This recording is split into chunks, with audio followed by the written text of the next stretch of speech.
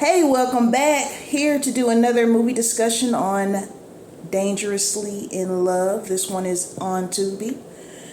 So, while watching this movie, I had this feeling of comfort. I know that sounds kind of cheesy, but it's not like the typical movie you would see uploaded to Tubi. It felt it didn't have that, I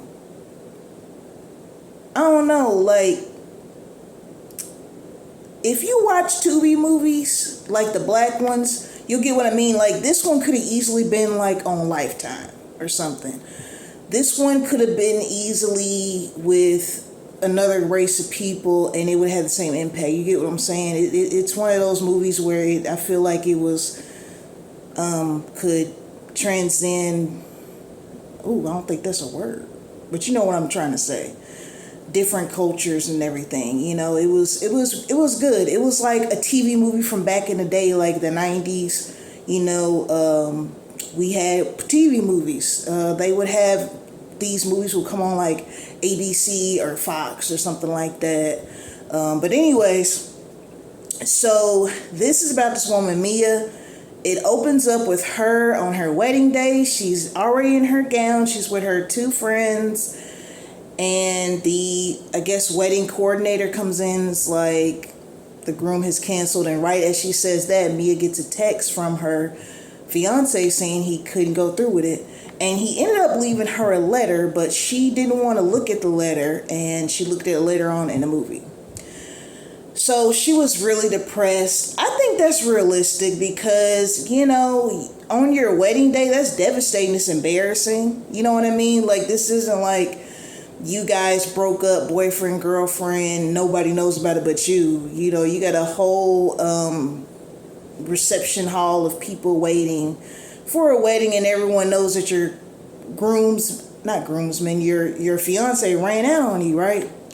So they show him, walking down the stairs with his suitcase. He puts, hit the letter on the thing to leave for Mia. She's all depressed and stuff. So she finally gets out the funk and decides to get on a dating website because her friend Shantae is having luck with the dating website, and she lets her friend use it. Now, I'm going to say this, in real life, them dating sites, I just wouldn't recommend it. That's just my personal opinion. But anyway, back to the movie. She meets this guy, and I forgot his name on there, but her and that actor had really good chemistry. Like, I know in real life she's actually in a relationship with another actor, but her and this guy, who if you're familiar with movies on Tubi, he plays in a lot of them as well as she does. They had a really great chemistry. Like, I would love to actually see them in a couple's role in another movie because it looked very natural. So while dating him, everything's going good until she runs across this woman claiming that she's his ex and that, he told her about her, but she says she's the ex and he's crazy, blah, blah, blah. So all this stuff starts happening to her. Tires getting slashed. Somebody tried to run her off the road. And I can't tell you if I remember if I was expecting a twist in this or not. I think I was just watching it because I was really trying to find out why he left her fiance. So of course, you've already seen the movie, I'm assuming. We find out that her friend Lisa, the one who was really against the online dating, and we understand now why she was in love with Mia, and she actually went so far as to have sex with her fiance, blackmail him so he could be the one to break it off. And basically, in the letter, the Lisa, she switched it and didn't put that they had sex. She switched the letter and everything. Now, here's my thing. Lisa calls herself being in love with Mia and she wants to be more than friends, but doing all this stuff to scare her, even if you're trying to get her to believe it's this new guy she's seeing, why would you think she would want to be with you after doing all that? Running her off the road, slashing her tires, lurking out by her apartment and stuff. I mean, even if she did like to dabble in the lady pond, why would she dabble in yours after you? Who's turned on by that? I said, see, she's certified crazy. Now, the friend Shantae, she was like my favorite character in the movie. I just feel like she was actually a really true blue friend. She wasn't jealous. She wasn't hating. She actually just really cared for Mia. She seemed like she was really fun. They had Lisa like this button up. Every time you saw her, she was in like a suit, from Express or J. Crew or something, very like, put together. And I think that was just to hide the fact that she was, bat out of hell crazy. And she was supposedly married, but she got divorced a while ago. And this whole time she's jacking up Mia's life because she called herself being in love with her and everything. I forgot if she got arrested at the end or killed or what.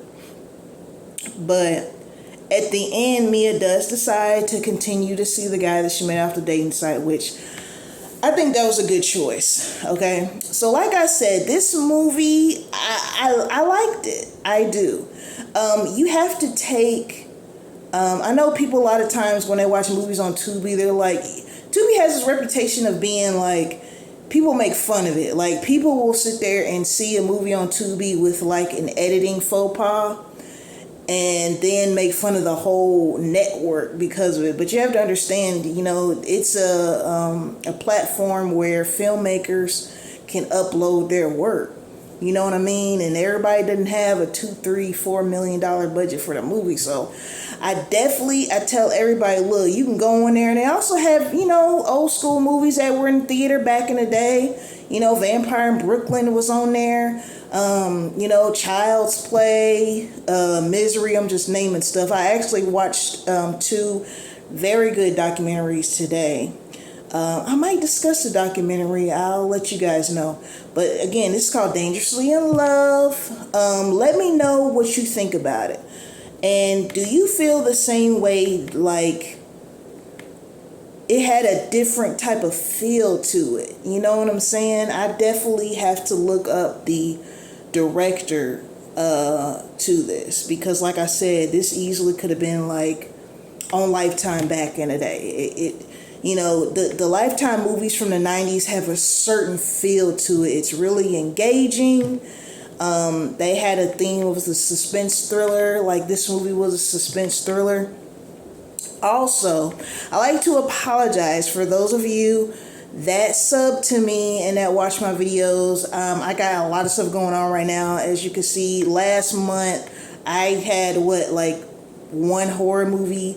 I still haven't seen Black Phone 2 yet, but when I do, I will be discussing that on this channel with you guys, all right? Shout out to all my subbies. Shout out to every last one of you watching as well. And if you're not subscribed, you can go ahead and hit that button for me. I really appreciate it. Love all of you very much. Peace and blessings.